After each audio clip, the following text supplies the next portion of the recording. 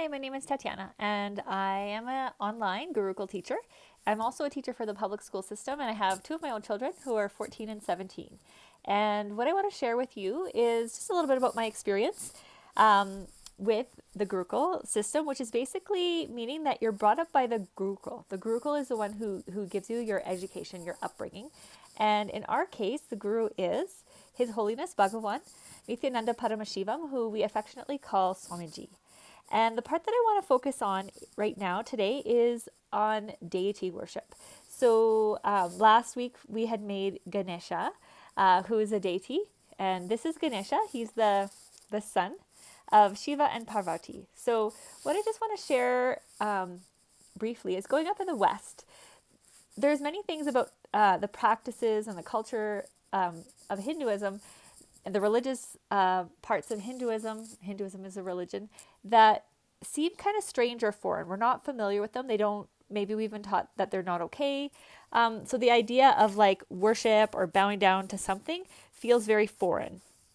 So when I first went to India to take a program with Swamiji, I just felt the energy of the place. And I remember feeling so open. And even though like my mind was like, this is weird or that is weird, like my heart was just wide open. And so I was open to a lot. And one of the things that Swamiji had asked us is if there was anyone who was unfamiliar with deity worship.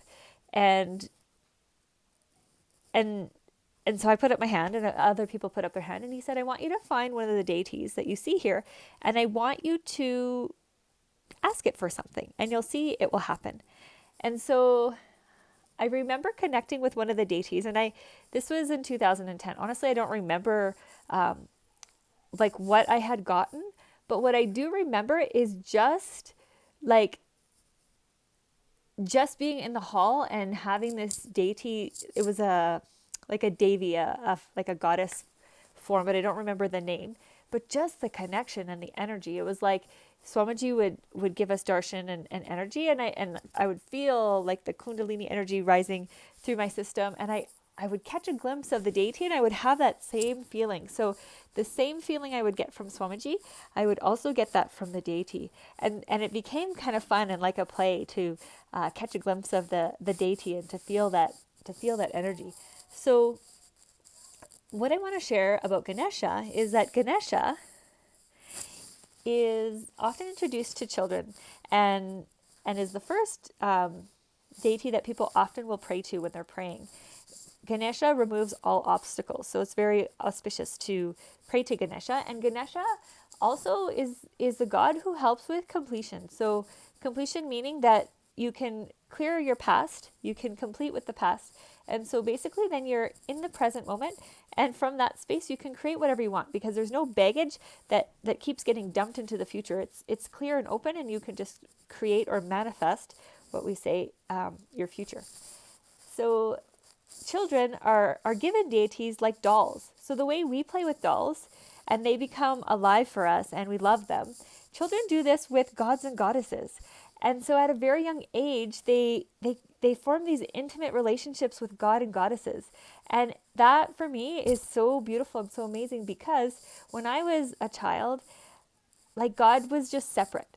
God was kind of like in my heart as I grew older, God, that idea of God being separate or us fearing God didn't make any sense to me. But the idea of being like friends with God, I didn't really understand that either.